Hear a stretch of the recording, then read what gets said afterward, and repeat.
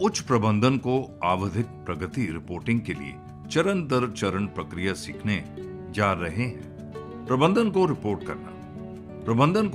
करना प्रबंधन के विभिन्न स्तरों को सूचना प्रदान करने की एक प्रक्रिया है, जिससे कि वह अपने उत्तरदायित्व केंद्रों की प्रभावशीलता का आकलन कर सके और यदि आवश्यक हो तो सुधारात्मक उपाय करने के लिए आधार बन सके। प्रबंधन को रिपोर्टिंग की परिभाषा। प्रबंधन को रिपोर्ट करना प्रत्येक पर्यवेक्षक को सभी डेटा और केवल नहीं डेटा प्रदान करने की एक संगठित विधि के रूप में परिभाषित किया जा सकता है, जिसकी उसे अपने निर्णयों के लिए आवश्यकता होती है जब उसे उनकी आवश्यकता होती है, और एक ऐसे रूप में जो उसकी समझ में सहायता करता है और उसकी कार्रवाई को उत्तेजित करता है। प्रबंधन को रिपोर्ट करने के उद्देश्य। पर्यवेक्षक को निम्नलिखित उद्देश्यों के लिए रिपोर्ट तैयार करनी होती है। पहला, संचार के साधन। एक रिपोर्ट का उपयोग ऊपर की ओर संचार के साधन के रूप में किया जाता है। एक रिपोर्ट तैयार की जाती है और किसी ऐसे व्यक्ति को प्रस्तुत की जाती है जिसे प्रबंधन के कार्यों को करने के लिए उस जानकारी की आवश्यकता होती है। दूसरा, इच्छुक पार्टियों को संतुष्ट करने के लिए। प्रबंधन रिपोर्ट के इच्छुक पक्ष शीर्ष प्रबंधन अधिकारी, सरकारी एजेंसियां, शेयरधारक, लेनदार, ग्राहक और आम जनता है। उपयुक्त इच्छुक पार्टियों को संतुष्ट करने के लिए विभिन्न प्रकार की प्रबंधन रिपोर्ट तैयार की जाती है। तीसरा, कानूनी आवश्यकताएं। कुछ रिपोर्ट कानूनी आवश्यकताओं को पूरा करने के लिए तैयार की जाती है। कंपनी के खातों की वार्षिक रिपोर्ट कंपनी अधिनियम 1946 के तहत कंपनी के शेयरधारकों को प्रस्तुत करने के लिए तैयार की जाती है। उदाहरण के लिए, कानूनी आवश्यकताओं के लिए कंपनी खातों की ऑडिट रिपोर्ट आयकर अधिनियम 1961 के तहत आयकर अधिकारियों के समक्ष प्रस्तुत की जाती है। यह कंपनी की सद्भावना बढ़ाने और जन संपर्क विकसित करने के लिए उपयोगी है।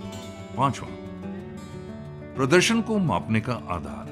प्रत्येक कर्मचारी का प्रदर्शन एक रिपोर्ट फॉर्म में तैयार किया जाता है। कुछ मामलों में समूह या विभाग के प्रदर्शन को रिपोर्ट के रूप में तैयार किया जाता है। व्यक्तिगत प्रदर्शन रिपोर्ट का उपयोग पदोन्नति और प्रोत्साहन के लिए किया जाता है। समूह प्रदर्शन रिपोर्ट का उपयोग बोनस देने के लिए किया जाता है। छठा, नियंत्रण करना। रिपोर्ट नियंत्रण प्रक्रिया का आधार होती है। रिपोर्ट के आधार पर कार्रवाई शुरू की जाती है और प्रदर्शन में सुधार के निर्देश दिए जाते हैं। प्रबंधन को रिपोर्ट करने के लाभ। पहला, यह प्रबंधन को संगठन के कार्यात्मक क्षेत्रों को समझने में मदद करता है। दूसरा, इसका उपयोग कमजोरियों के क्षेत्रों और किसी भी अप्रिय या असामान्य घटनाओं की पहचान करने के लिए एक उपकरण के रूप में किया जाता है। तीसरा, कर्मचारियों के प्रदर्शन को विनियमित और नियंत्रित किया जाता है। चौथा, प्रबंधन नीति निर्माण और भविष्य के विकास के लिए अधिक समय दे सकता है। पांचवा, भविष्य की कार्रवाई बहुत सावधानी से की जाती है। छठा, जिम्मेदारी व्यक्तियों और टीमों पर बहुत स्पष्ट रूप से तय की जाती है। सातवां, यह प्रबंधन को व्यवसाय की जमीनी हकीकत, स्ट्रीट लाइट इंस्टॉलेशन की स्थिति के अनुसार बजट तैयार करने में मदद करता है। आठवां, रिपोर्ट परिचालन नीति, बिक्री या उत्पादन की मात्रा, स्टॉक नीति, गुणवत्ता, उत्पादन, उत्पाद डिजाइन आदि तय करने के लिए एक आधार प्रदान करती है। नवा, यह प्रबंधन को सभी कर्मचारियों की परिचालन दक्षता और सामान्य रूप से व्यवसाय को बनाए रखने में मदद करता है। 10वां, प्रबंधन खराब प्रदर्शन के कारणों का पता लगा सकता है और भविष्य में ऐसी घटनाओं से बचने के लिए सुधारात्मक कार्रवाई करता है। रिपोर्ट के प्रकार। पहला, बाहरी रिपोर्ट। ये रिपोर्ट बाहरी पक्षों जैसे सरकार, शेयरधारकों और अन्य पक्षों के हितधारकों आदि के लिए होती है। उदाहरण के लिए, कंपनियों के प्रकाशित वित्तीय विवरण। ऐसी रिपोर्टों की प्रतियां संयुक्त स्टॉक कंपनियों के रजिस्ट्रार और स्टॉक एक्सचेंज के पास भी दाखिल की जानी चाहिए। सामान्य समझ के हित में इन रिपोर्टों के प्रकटीकरण के कुछ न्यूनतम मानकों के अनुरूप होने और कंपनी अधिनियम 2013 के तहत कुछ बुनियादी विवरणों का खुलासा करने की उम्मीद है। दूसरा, आंतरिक रिपोर्ट। ये रिपोर्ट प्रबंधन के विभिन्न स्तरों जैसे शीर्ष स्तर, मध्य स्तर और प्रबंधन के कनिष्ठ स्तर के आंतरिक उपयोग के लिए है। इसलिए रिपोर्टिंग के लिए दृष्टिकोण रिपोर्टिंग स्तर के अनुसार अलग अलग होगा। इन रिपोर्टों को किसी भी वैज्ञानिक मानकों के अनुरूप नहीं होना चाहिए, जबकि शीर्ष प्रबंधन के लिए रिपोर्ट व्यापक और संक्षिप्त होनी चाहिए। संचालन पर्यवेक्षकों को रिपोर्ट विशिष्ट और विस्तृत होनी चाहिए। तीसरा, नियमित रिपोर्ट। ये रिपोर्ट नियमित मामलों को कवर करती है और समय समय पर नियमित रूप से प्रस्तुत की जाती है। उदाहरण के लिए, स्ट्रीट लाइट स्थापना स्थल पर दैनिक कार्य प्रगति रिपोर्ट, विचरण विश्लेषण, वित्तीय विवरण और बजटीय नियंत्रण विवरण नियमित रिपोर्ट है।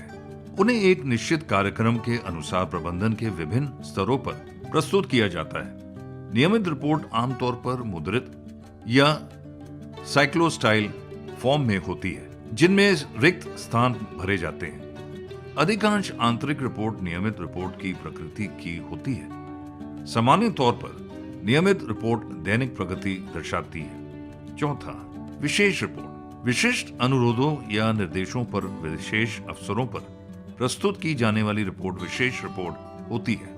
जब किसी व्यवसाय में समस्याएं उत्पन्न होती हैं, तो उन्हें खोजी होनी चाहिए। जांच के परिणाम और सिफारिशें विशेष रिपोर्ट के माध्यम से प्रस्तुत की जाती हैं। कुछ विशेष रिपोर्टों के उदाहरण हैं।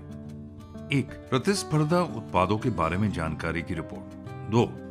उत्पादों की लागत पर मूल्य परिवर्तन के निहितार्थ पर लागत लेखाकारों द्वारा रिपोर्ट। 3. उत्पादों की पसंद या उत्पादन विधि के चयन आदि के बारे में रिपोर्ट। 5. Operating report. इन रिपोर्टों को नियंत्रण रिपोर्ट और सूचना रिपोर्ट में वर्गीकृत किया जा सकता है। ए. नियंत्रण रिपोर्ट। यह नियंत्रण प्रक्रिया का एक महत्वपूर्ण हिस्सा है और एक उद्यम की विभिन्न गतिविधियों को नियंत्रित करने में मदद करता है। यह प्रबंधन के विभिन्न स्तरों पर ठीक से एकत्रित और विश्लेषण की गई जानकारी प्रदान करता है। इस रिपोर्ट की रूपरेखा कंपनी की जरूरतों से निर्धारित होती है। बी. सूचना रिपोर्ट। ये रिपोर्ट जानकारी प्रदान करती है जो भविष्य की योजना और नीति निर्माण के लिए बहुत उपयोगी है। वह प्रवर्तित रिपोर्ट या विश्लेषणात्मक रिपोर्ट का रूप ले सकते हैं। रुझान रिपोर्ट समय के साथ तुलनात्मक रूप में जानकारी प्रदान करती है। दूसरी ओर विश्लेषणात्मक रिपोर्ट वर्गीकृत तरीके से जानकारी प्रदान करती है। 6. वित्तीय रिपोर्ट। इन रिपोर्टों में कंपनी के व्यवसाय की वित्तीय स्थिति के बारे में जानकारी होती है। उन्हें स्टैटिक रिपोर्ट और डायनेमिक रिपोर्ट्स में वर्गीकृत किया जा सकता है। एक स्थिर रिपोर्ट किसी विशेष स्थिति पर वित्तीय स्थिति को प्रकट करती है। उदाहरण के लिए किसी कंपनी की बैलेंस शीट। दूसरी ओर गतिशील रिपोर्ट एक निर्दिष्ट अवधि के दौरान धन की आवाजाही का खुलासा करती है। उदाहरण के लिए fund flow statement, cash flow statement. विभिन्न प्रबंधकीय स्तरों पर रिपोर्टिंग की आवश्यकता क्यों है? आमतौर पर आंतरिक प्रबंधन में रिपोर्टिंग स्तर 3 व्यापक श्रेणियों में आते हैं। वह शीर्ष स्तरीय, मध्य स्तर और कनिष्ठ स्तर के प्रबंधन है। उन्हें अपने कार्यों की प्रकृति के आधार पर विभिन्न प्रकार की रिपोर्टों की आवश्यकता होती है। पहला, शीर्ष प्रबंधन स्तर। शीर्ष प्रबंधन मुख्य रूप से नीति निर्माण, योजना और आयोजन से संबंधित है। इसलिए उनका कार्य उचित योजनाएं तैयार करना, संसाधनों के प्रभावी और कुशल उपयोग को प्राप्त करने के लिए अधीनस्थों को अधिकार का उचित प्रत्योजन करना और उपयुक्त विकास योजनाओं को बढ़ावा देना है। दूसरा, निर्देशक मंडल, उत्पादन लागत, मशीन और श्रम उपयोग, त्रैमासिक नकदी प्रवाह विवरण और त्रैमासिक आय विवरण और बैलेंस शीट पर त्रैमासिक विवरण। वित्त निर्देशक, प्राप्तियों और भुगतानों का मासिक सार और मासिक नकदी प्रवाह विवरण। उत्पादन निर्देशक, उत्पादन लागत विवरण, विभाग वार मशीन और श्रम उपयोग विवरण और सामग्री स्क्रैप विवरण, ओवरहेड लागत और उत्पादन विवरण। इन सभी बयानों को हर महीने अधिकारियों के सामने पेश किया जाना है। 3. बिक्री निर्देशक, वह मासिक रूप से निम्नलिखित रिपोर्ट प्राप्त करना है। प्राप्त आदेशों, निष्पादित आदेशों और लंबित रखे गए आदेशों पर रिपोर्ट। विभाजनवार, बिक्री और वितरण लागत पर रिपोर्ट। विभाजन के अनुसार क्रेडिट संग्रह, शेष राशि और खराब ऋण पर रिपोर्ट। विभाजन के अनुसार 4. मध्य प्रबंधन स्तर, विभागीय प्रबंधक जैसे उत्पादन, बिक्री आदि शीर्ष प्रबंधन द्वारा तैयार की गई योजनाओं के निष्पादन से संबंधित है। वह मुख्य रूप से नीतियों को संचालित करने, संचालन पर्यवेक्षकों को निर्देशित करने और उनके प्रदर्शन का मूल्यांकन करने के लिए समन्वयक अधिकारियों के रूप में कार्य करते हैं। इसलिए उन्हें प्रस्तुत की गई रिपोर्ट उन्हें इन कार्यों को अधिक प्रभावी ढंग से करने में सक्षम बनाती है। उन्हें कम अंतराल पर, साप्ताहिक, पाक्षिक आधार पर रिपोर्ट की आवश्यकता हो सकती है। उदाहरण के लिए कार्य प्रबंधक को निष्क्रिय समय, निष्क्रिय क्षमता, स्क्रैप उत्पादन लागत, उत्पादित मात्रा आदि पर साप्ताहिक रिपोर्ट की आवश्यकता होती है। बिक्री प्रबंधक को बजट और वास्तविक बिक्री, क्रेडिट संग्रह, बुक किए गए ऑर्डर, निष्पादित और लंबित और स्टॉक की स्थिति, उत्पाद पर और क्षेत्रवार पाक्षिक रिपोर्ट की आवश्यकता होती है। 5वां, कनिष्ठ प्रबंधन, फोरमैन, पर्यवेक्षक आदि स्तर के प्रबंधन का गठन करते हैं। वे उन रिपोर्टों में रुचि रखते हैं जो उन्हें अपने नियंत्रण में नौकरियों की प्रगति से अवगत कराएंगे। इनमें से कुछ रिपोर्ट उचित प्रारूप वाले कागज के रूप में है। उन्हें दैनिक या साप्ताहिक आधार पर रिपोर्ट की आवश्यकता हो सकती है। उदाहरण के लिए दुकान के फोरमैन को बेकार समय और मशीन के उपयोग की दैनिक रिपोर्ट, दैनिक स्क्रैप रिपोर्ट और उत्पादन की दैनिक रिपोर्ट। वास्तविक और बजट की आवश्यकता होती है। सेल्स एरिया सुपरवाइजर को सेल्समैन वार, बुक किए गए ऑर्डर, निष्पादित और बकाया क्रेडिट संग्रह और बकाया आदि पर साप्ताहिक रिपोर्ट की आवश्यकता होती है।